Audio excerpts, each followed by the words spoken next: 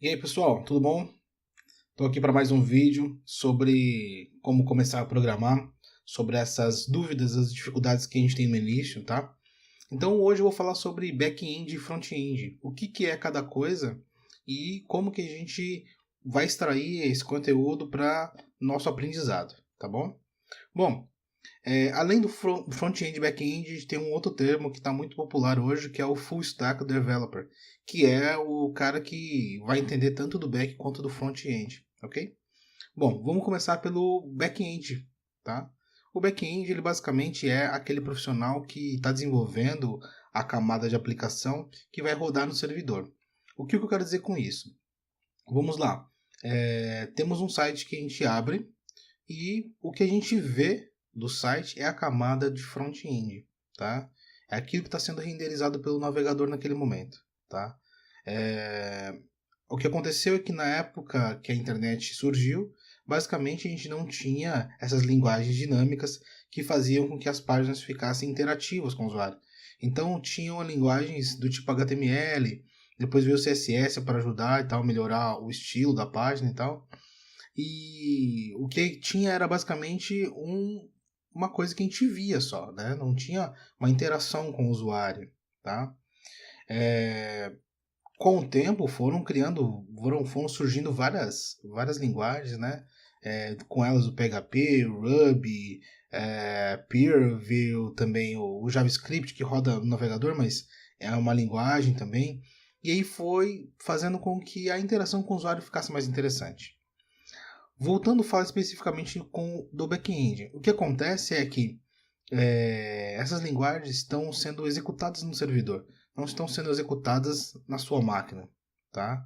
Por isso que é back-end, é a parte de trás da camada, é a camada que fica rodando no servidor, tá? Por exemplo, a gente pega um site comum aí que a gente está acostumado a entrar, que você pega aí tem um cadastro, por exemplo.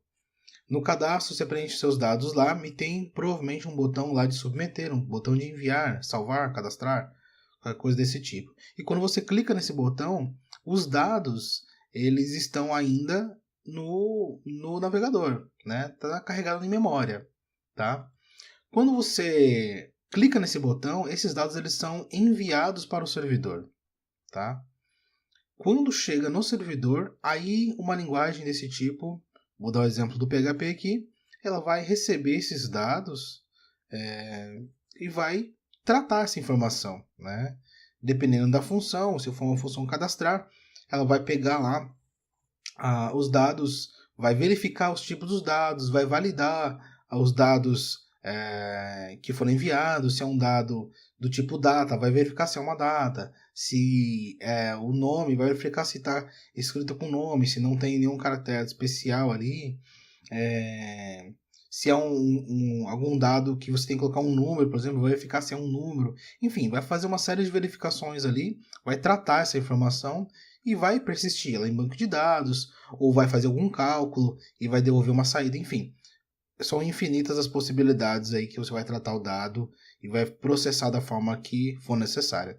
E vai devolver uma saída para o front-end. Normalmente o fluxo padrão é esse, né? Ele vai receber uma entrada, vai processar e vai devolver uma saída para a camada de usuário, que é a camada do front-end, tá?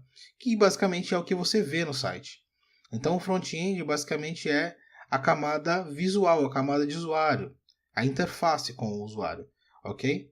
Então o back-end é basicamente isso. São linguagens que estão rodando no servidor. Elas não rodam na camada de usuário, que é o navegador que você está usando, tá? Agora um pouquinho de front-end. O front-end, ele basicamente é o inverso do que eu acabei de falar. Não é o que está rodando lá no servidor, é uma camada que está rodando no navegador. Vou dar o um exemplo aqui do JavaScript, tá? O JavaScript, até bem pouco tempo atrás, ele só rodava no navegador. Então, as interações que o usuário fazia tal, era com o navegador, basicamente.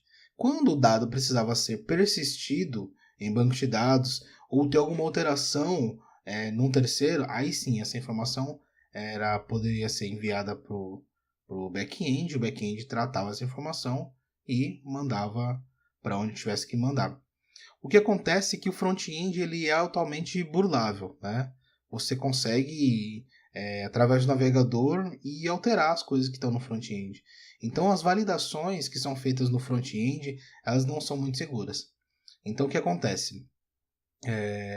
Normalmente, uma boa programação ela faz a validação no front-end e no back-end, tá? Para você ter uma camada de segurança melhor. Então, o que acontece? Eu dei o exemplo aqui do JavaScript para front-end, né?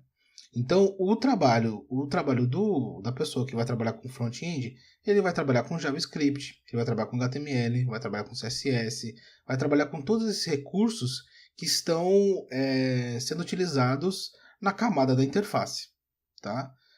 Tudo que aparece para o usuário ver vai ser responsabilidade do front-end, basicamente. Em alguns casos, o back-end, o programador, ele vai interagir com o front-end. Então é muito importante que ele saiba como funciona. Se ele não for um expert e não for ali mexer nas coisas do front-end a nível de alterar layout de site, esse tipo de coisa, mas ele tem que entender como funciona. Vou dar um exemplo muito bom aqui da interação do back-end com o front-end. Vou dar um exemplo. Por exemplo, se a gente vai fazer uma chamada síncrona, que você tem lá, por exemplo, um formulário, que foi o exemplo que eu dei no começo do back-end, um formulário em HTML lá, e você clica no botão de submeter a informação, ele vai chamar uma URL no back-end, tá? Num PHP da vida, por exemplo. E aí o PHP vai simplesmente devolver uma informação para o front-end. Até aí, tranquilo, né? Ele vai devolver ali uma visualização que o front-end já deixou pré-pronta, ele só vai preencher os dados ali. Até aí tudo bem. Agora, quando a gente for fazer uma chamada assíncrona, né, o famoso AJAX, é muito importante que o back-end entenda como funciona uma chamada assíncrona, que não vai ter a submissão da página, né? A chamada, a requisição vai ser feita sem que a página seja submetida, né? E ele vai ter que devolver uma informação, né? E essa informação vai ter que ser tratada ali pelo JavaScript na hora de mostrar para o navegador. Então, a forma que você vai devolver a informação é tão importante quanto a forma que você vai enviar os dados via Ajax, tá? Então, é muito importante que o programador ele entenda como a coisa funciona. E normalmente, vou dar um exemplo, eu mesmo, quando vou fazer alguma coisa desse tipo, eu faço a parte do JavaScript, faço a parte do PHP e também trato a devolução também na página, tá? Então, eu mexo na camada de front-end e na camada de back-end, né? Então, a partir do momento que eu estou mexendo nas duas, eu começo a me tornar um full stack developer. Eu começo a trabalhar em ambas as camadas, tá? Então, é muito importante a gente entender pelo menos como funciona. Se você quiser trabalhar só com back-end, você vai trabalhar nas linguagens que vão rodar no servidor, por exemplo, né? Na maioria das vezes.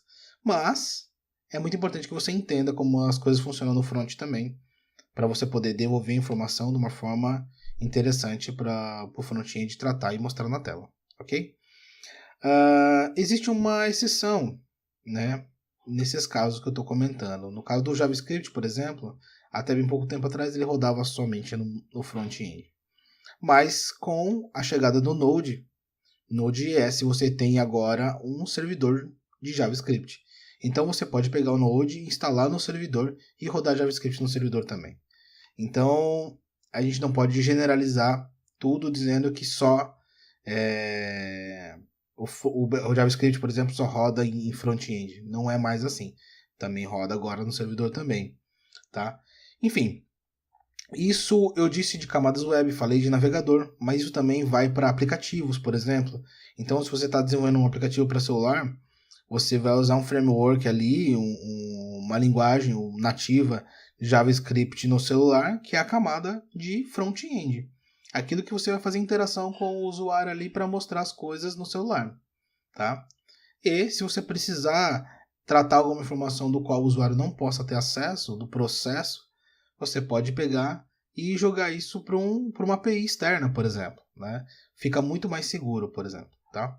Então, basicamente, o Full Stack Developer, que é o que eu faltava finalizar aqui no nosso vídeo, é aquele profissional que entende de back-end, ele programa na linguagem ali e também vai entender de front-end, ele vai conhecer bons frameworks, vai conhecer JavaScript, HTML, CSS e tudo mais que vai rodar no navegador ou rodar na camada de usuário, por exemplo.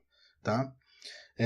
Esses profissionais estão sendo muito bem visados no mercado, tá? Que é um profissional que vai entender dos dois lados, então a facilidade que ele vai ter para tratar o dado e devolver de uma forma que possa ser mostrada tranquilamente no navegador é muito melhor. Então vai ser muito mais fácil esse processo, tá? Na hora do desenvolvimento. Então, tem muitas vagas hoje para Full Stack Developer, né? E tem muitas vagas também que estão favorecendo frameworks, né?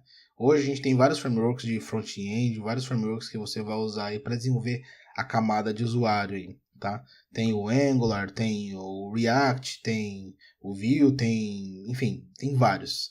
Aí você dá uma pesquisada aí, dá uma estudada em cada um, vê o que você mais gosta e se aplica, tá?